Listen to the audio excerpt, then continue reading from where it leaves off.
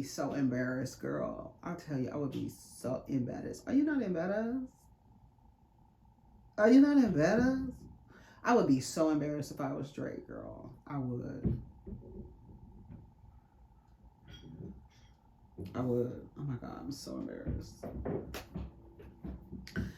The people are laughing at you. They're all gonna laugh at you.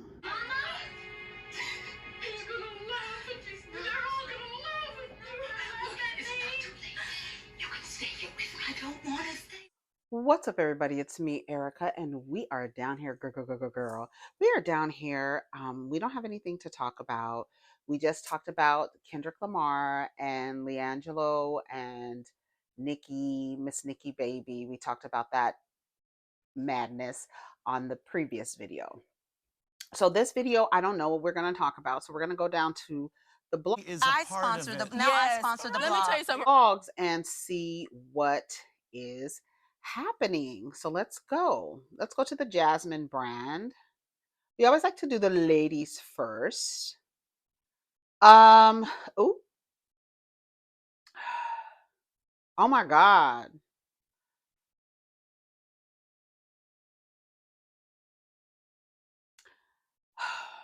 Boosie says Diddy deserves to be released from jail on bond.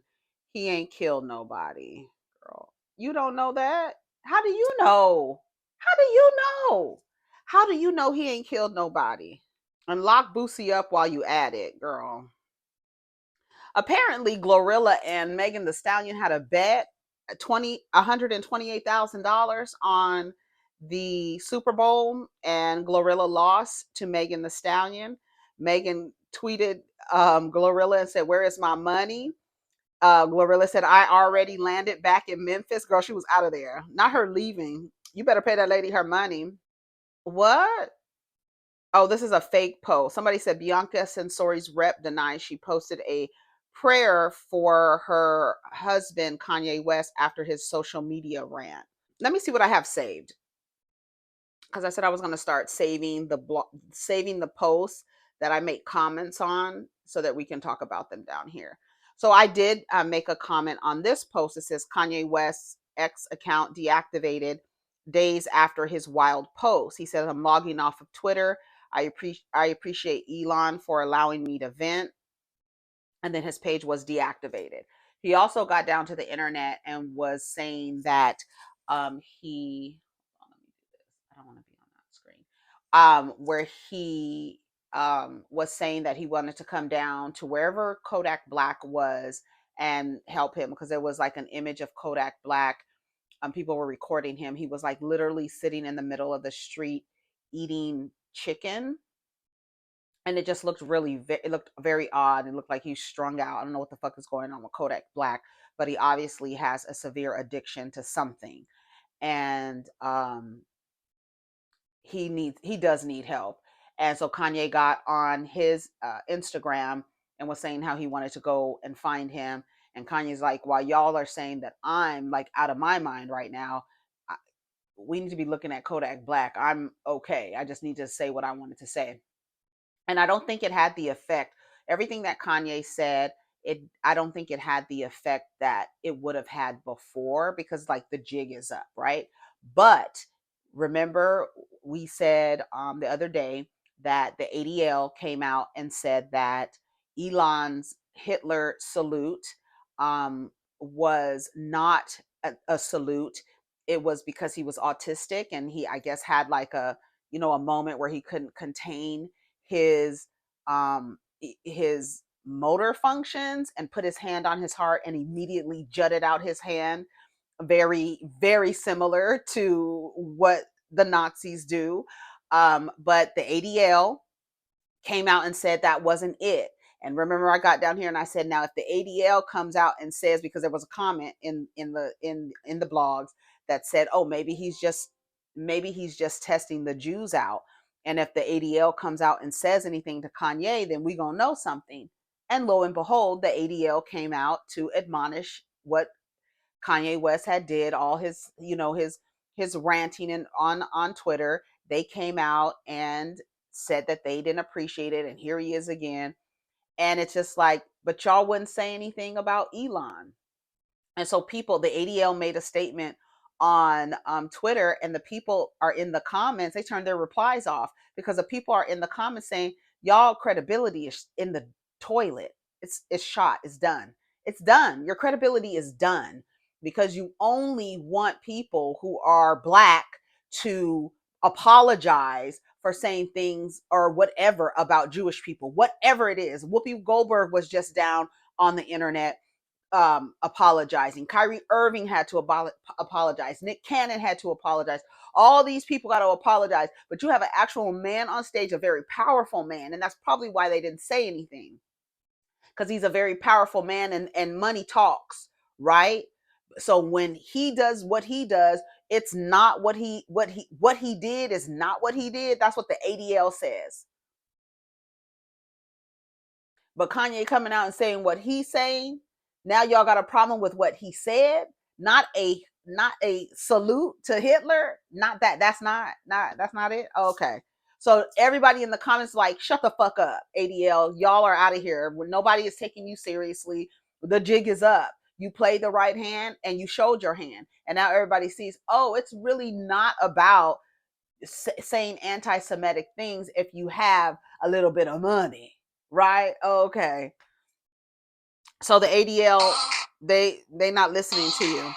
So I said, I think Kanye didn't move the people the way he thought it was going to move people. Like all his ranting, and he said something about fat people the other day. We already know his mindset. People in the comments was like, he has all these things to say about white people, and he married 2 white women. The same way that a white woman can marry a black man and call y'all some niggas is the same way a black man could marry a non-black woman and say they hate white people and they don't like Jewish people, or whatever the hell Kanye was saying. That, once again, who your genitalia comes in contact with doesn't necessarily, I think people align that with their politics, and that doesn't necessarily, they don't always come together. Like who you fucking aligns with how you feel about a group of people. I don't think that there's any real stock in that, because we see it every day. It's too many examples of white women or non-black women having sex with black men and hate black people, right? We see Kanye West visibly has a dislike for white men, but he wants to be. That's because he wants to be close. He wants to be in proximity to. He wants to be in, what did he say? The top power position. And you know what that is? That's the top power position. Girl, shut the fuck up. Shut up. He could still not like white people and want to be a white man, because it's not, he has in his idea. And that's why the illusion of white supremacy has to be, you have to call it out, because he has in his mind, he thinks that being a white male heterosexual Christian, thin, because he was just on fat people the other day, thin able-bodied people, that he does not like those people, even though he wants to be in that position. He has something in his brain tells him that that is a power position. That's how the illusion of white superiority works. You have a person so delusional that even though he hates that group of people, he believes that that person represents power.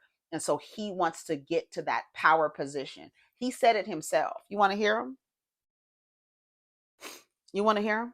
Here, I'm gonna let you hear. I just want you to hear it one more time, so that you can understand. That is how the illusion of white superiority works. It's an illusion. It's not real. And even though you hate that group of people, you're in your mind, it's a power position. And so you want to be in that power position. Listen.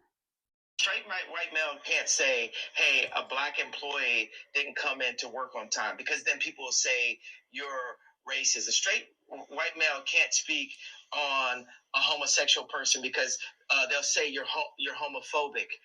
And so I empathize with the position of the straight white male. right? And just the other day, he was saying, you can't get money with white people. You can get money with Jewish people. White people, da ba ba ba ba ba ba ba ba. Now, but here, a couple years ago, he's empathizing. He's empathizing with those identities because he feels like that person in that particular identity cannot express themselves. They can't be racist. They can't be homophobic. He wants to be able to say all those things, and that's why he got down on the internet and said all of those things, because he wanted to feel like I can say these things too, and you're not going to stop me from saying these things. And that's why the ADL kind of fucked up by saying anything to Kanye after this thing with Elon Musk. You don't say anything. Wait, not that you don't say anything. You say that it's not what we saw, right? And that's not it.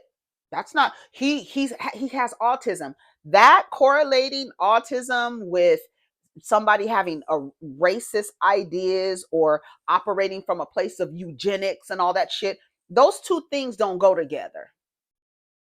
The mental illness and being racist. Now, to me, I do feel like, I don't know if you want to, I don't know, there's something wrong with a person's brain if they have accepted as a truth that just because their skin is white and they have a dick, that they are somehow better than other people. I feel like there's something terribly wrong with a person who operates from a place like that. I don't know if it can be classified as a mental illness, but the illusion of white supremacy, I really truly feel there, it's like, I don't know, what do you call a person who is delusional?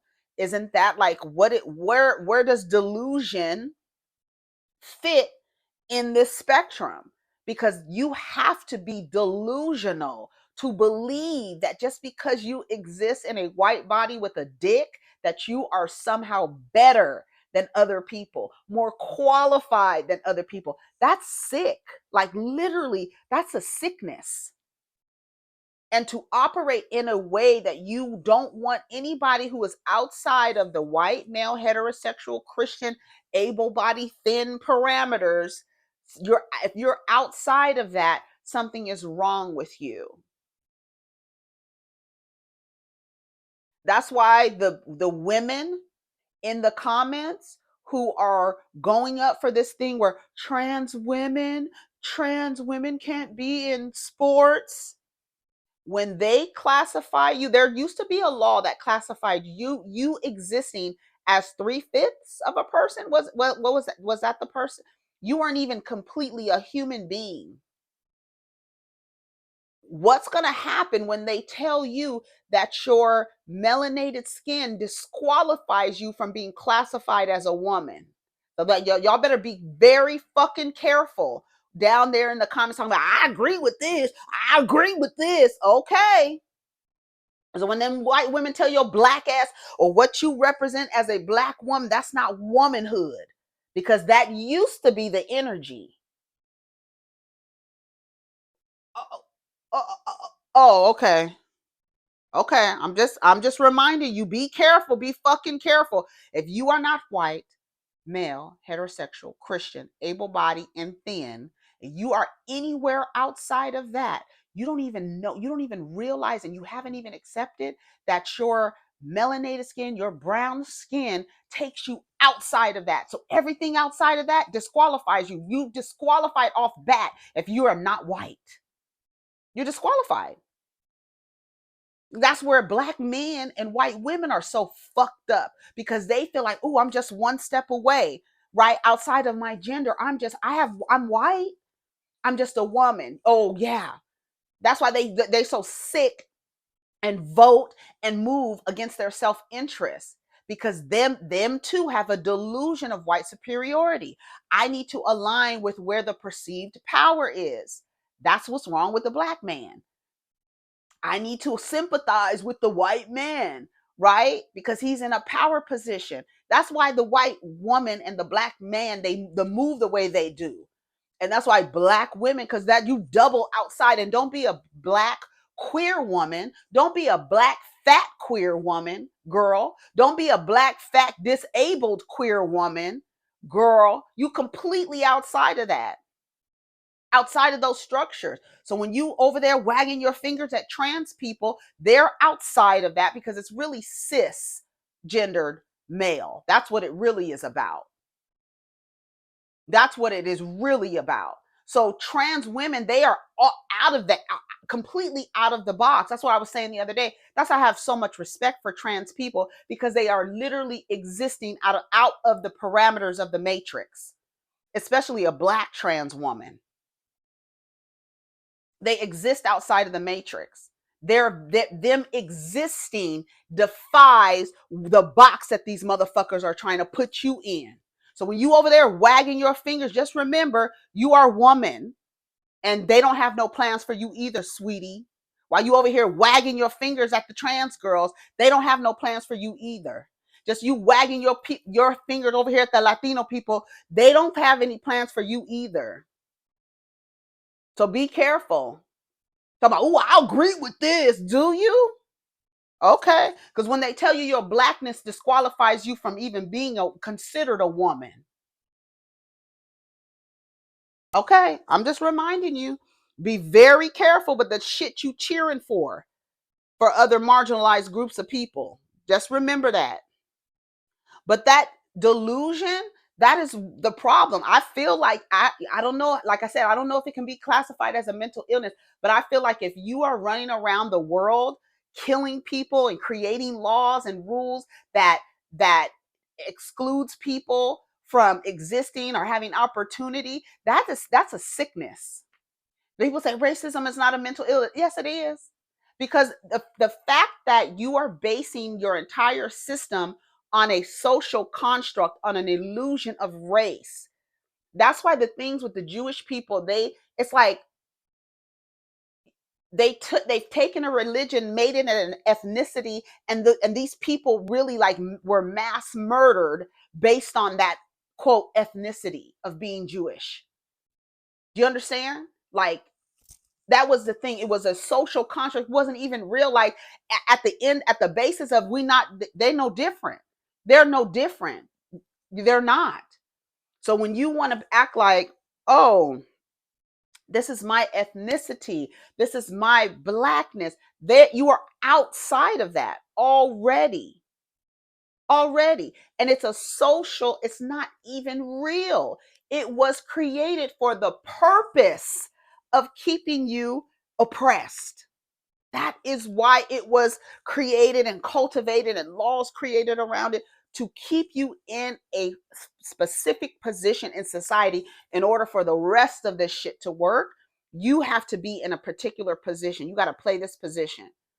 So what better way can we make sure that these people stay in this position if we make a clear distinction on white and Black, white and brown, dark brown, right? We're going to make a distinction that if your skin is a lighter shade, you are somehow better than the people with a darker shade. And that mentality infects so many groups of people.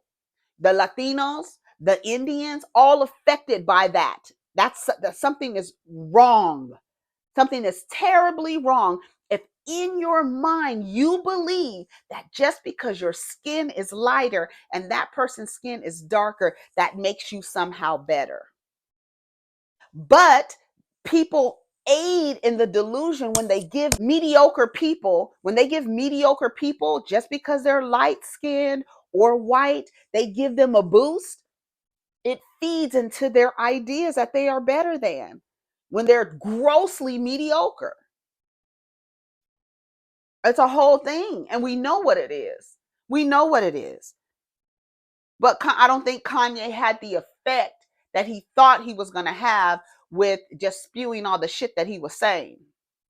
Nobody was moved. Okay, slavery is a choice. Okay, girl, whatever. Nobody's moved by that anymore. No one. Nobody. I'm so annoyed with the way that, like, I think I'm like, I'm always like thinking about how to use these apps, like Instagram. When you go out of Instagram and go back into Instagram, it refreshes. When I go out of Twitter and come back to Twitter, it's literally on where I stop scrolling. It's right there. But it's still right where I stopped scrolling. And with Instagram, if you close Instagram or go to another app, when you go back, it actually refreshes and you like lose your place, which is not good. Ashanti came out and she made a statement about Irv Gotti. Remember, we said, well, I said that I didn't think she was going to come out, or didn't think she was going to say anything, because if she does come out and say anything, people are going to be analyzing what she had to say. But basically, Ashanti said, I can't believe things ended like this, and it makes me so sad. We weren't on the best terms the past few years, but as I've always said, through our ups and downs, I will forever be grateful for everything that you've done for me. We made history, and that will remain infinite. I've always respected your musical genius and ability to push me to be my best. All the greatness and positive things that came far outweigh the dark and negative times. I have always prayed for you to find peace, sending love and prayers to the entire family. Rest well, rest in peace, Irv. Praying emoji hands and a dove. Yeah, that's what I said the other day. That is undeniable. Like, what the impact that he had in her life was undeniable. And it's unfortunate that he took that power position and abused it and exploited it. My stomach is growling. I don't know how true this is, and I've never looked it up.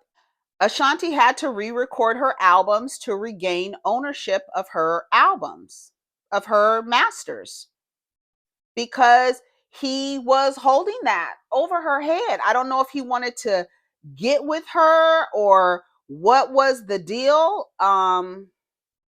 Me and Dre were talking about a deal when I was talking to Irv about it. He said something like, well, I want 90% of anything you make, like for the rest of your life. You know, like something crazy, Ashanti told Martinez. Regardless of their past, Ashanti still acknowledges what the two accomplished together. She also credited Gotti for helping her reach new heights. However, she did make one thing clear. He didn't make me, Ashanti said. He didn't make me great. You helped me. You helped make me great. You pushed me. I will always give him that. As this is from Afrotech, previously reported, Ashanti has regained ownership of her masters. The singer turned businesswoman has cemented herself as a permanent fixture in R&B. She claimed that he took a large percentage of the income from her past music and would attempt to block opportunities such as DJs playing her records.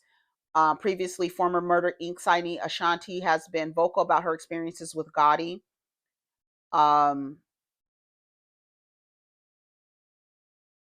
While Gotti is anti when it comes to musicians having their masters, it also appears that he no longer owns his. In 2022, he reportedly sold his masters in a $300 million deal with Iconoclast and to make movies and start a new catalog. After previously claiming he owed 50% of his masters and UMG owned the other half, he gave up his ownership.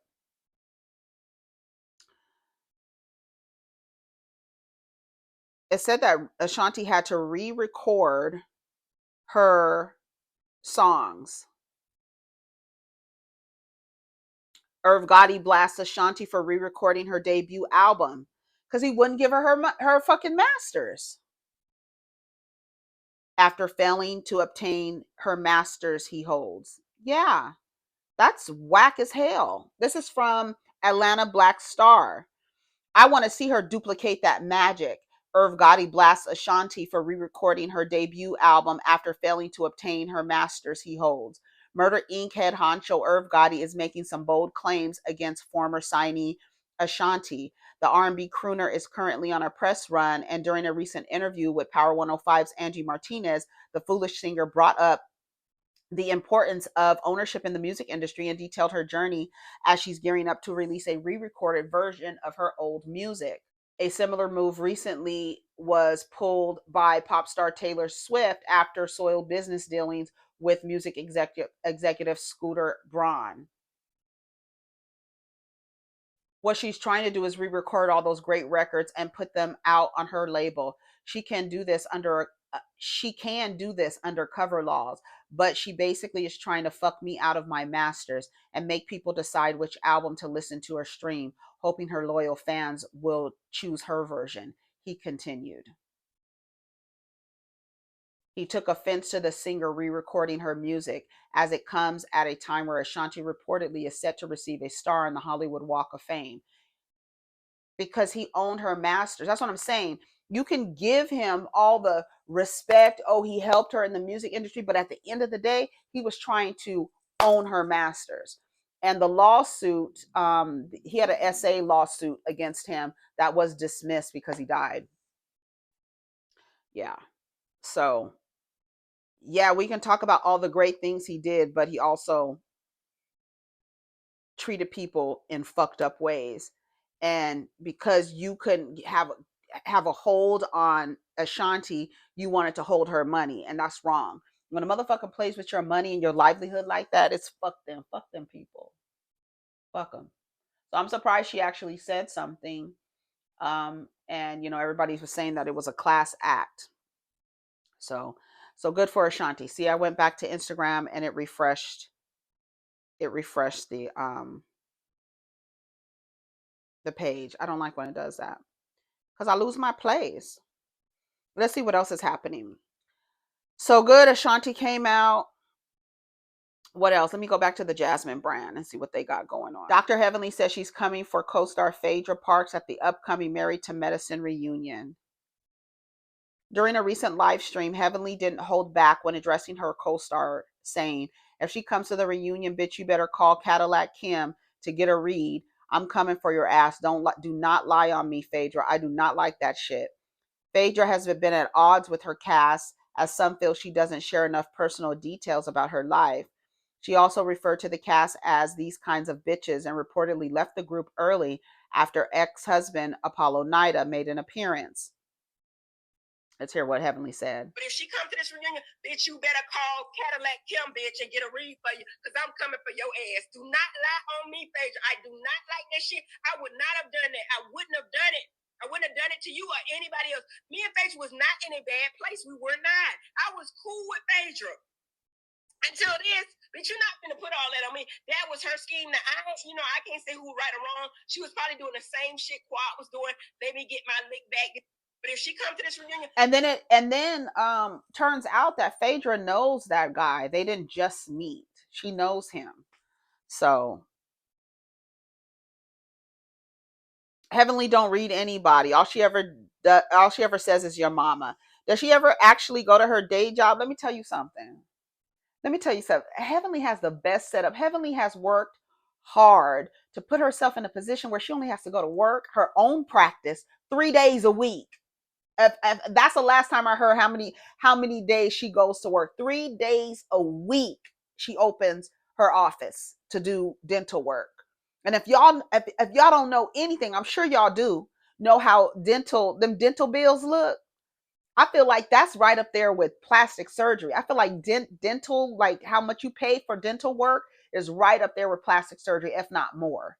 So she don't have to she could sit on YouTube all day if she want to, 4 days out of the week, and go to work. And then how many hours is she there when she opens her office? I'm sorry, you could say what you want about Heavenly, but you have to have worked hard, and you have to have a little respect for the fact that she has a practice that she opens 3 days a week, and she can live her life, and her husband. Like you can't take that away. So she can sit up on YouTube all she wants to, but I believe she needs to cut the YouTube out and the Patreon. She's the only one out of the cast that does this. And I understand she wants to promote the show. I understand, but she's the only one that does all this talking. Nobody else does. And in essence, you can say she's really the only one promoting the show. Like her coming out and talking about it, giving bits and pieces of what we didn't see. People want to know that. People want to know how come the conversation hopped from this to this, and Heavenly will fill the gap. The other girls are not doing that. They don't even have an after show. So, I wish she would stop doing it, but the girl, she gives tea, and then she goes on her Patreon and gives more tea. They said that the people said in her Patreon, she said that Gregory was yelling, "Shut the fuck up," to Sweet Tea. Girl, ain't no way. That's your man, girl. Phaedra has been ignoring this show and these ladies since episode 1 premiere. Dr. Heavenly is talking to herself at this point. This is hilarious. She keeps going off on a tantrum, and Phaedra Parks keeps paying her, and the rest of the cast does. She doesn't even promote medicine, Married to Medicine, and they big mad. No, they're just, I don't even think it's mad. I think it's focusing on her, that they don't have to tell any other story. The same way with the reunion for New York, it was all focused on Brynn and what she did. I mean, and every person, when they had the conversation, it was like the majority of the focus was on what Brynn did. And so if there's a way that we can focus on one person or two people, in this case Phaedra and Quad, we don't have to share too much about our storyline, because Simone's storyline is her son's moving out, going to help her sons. Jackie was the Med Gala. Heavenly, we never get a, like, I don't know, what's his name? What's his name? Her son. Kyle. I think that's his name. Is his name Kyle? I can't remember. But him going off to medical school. So if we can focus on Phaedra and Quad, we can, like, they've always used Quad. I just had a video. That's when I was, that rant that I had, like, them using Quad. They continue to use Quad. It's always about Quad. And now they have another scapegoat, which is Phaedra. And Phaedra has been jumping from show to show to show to show, not giving much, but getting paid. I don't know who her manager is, but the fact that Phaedra Parks can go from show to show to show, continue to lie about, like, her romantic partners and things like that. The same thing she accused Kenya of. And that is the irony of all of this. But she goes from show to show to show to show and doesn't really share much and is still getting a check. And then the fact that she hopped her funky ass over there to Real Housewives of Atlanta for 2 weeks and she's in the intro, girl, what? Since when are the friends in the promo? Is that normal? I don't know. So I don't know. Kenya's not on the cast at all, even though she filmed for the majority of the season. That's weird too. Like, and so if there's a way that they can scapegoat a person and focus on that person for the whole season, that is what's happening with Phaedra and Quad on Married to Medicine. Social media user reminds fans about the significance of SerenaWilliams dancing on the Super Bowl stage. For those of y'all who weren't outside, the media tore Serena to shreds for crip walking at Wimbledon. Her coming back to do the dance that references a culture she's actually part of during a live performance, criticizing someone for being a culture vulture, is chef's kiss. Okay, let's see what else is happening. This is mostly Super Bowl stuff. Let's see. Cardi B says New Orleans has the best tasting food. Did y'all see Kanye West says the hoodie seemingly worn by Cassie in the Diddy assault video is one of his highest selling products? Showing you guys the 2 highest selling items yesterday. Yeah, oh my God. He's almost made $50,000 off that hoodie. Wow. Wow. It says net sales $31,592.72. It says all-time quantity sold 2,474. All-time net sales 49,928.83. Wow. Never want to hear any defense of this man again. He has no redeeming qualities. Mind you, he has daughters. Cancel Kanye. He better hope he doesn't run into Alex Fine. He doesn't play about Cassie. I hope he never gets to see his children again unless a supervisor is present. He is low for sharing this. I hope his daughters never have to face abuse that Cassie did. Well, unfortunately, the statistics that his daughters might experience abuse from a man is really high. It's really, really high. It really is.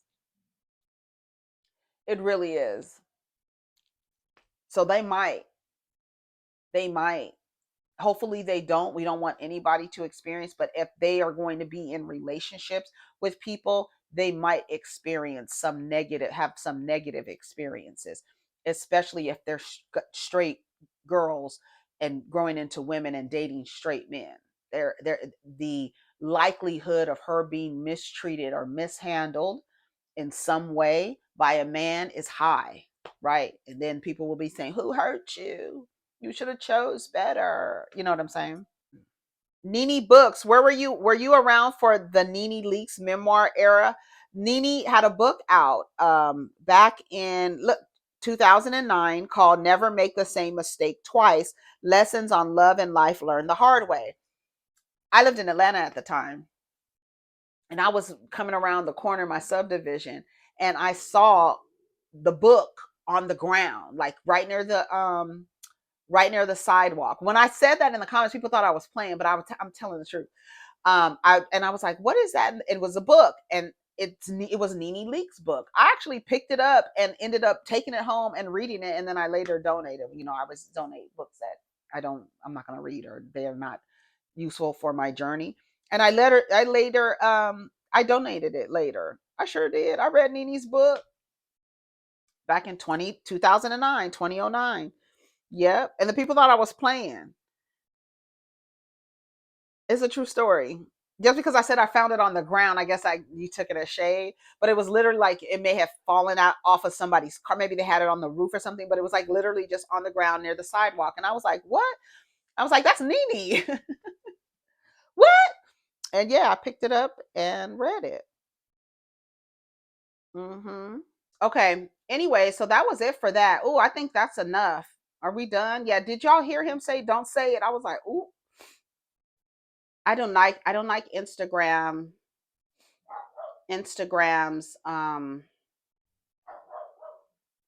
that's Maxine. I don't like Instagram's feature.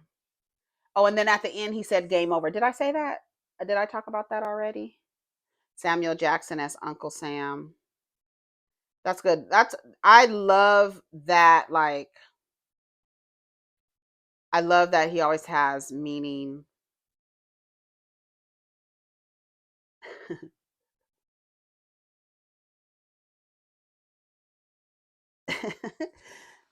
Yeah, Yam Academics. I can't stand that little portly little teapot built bitch.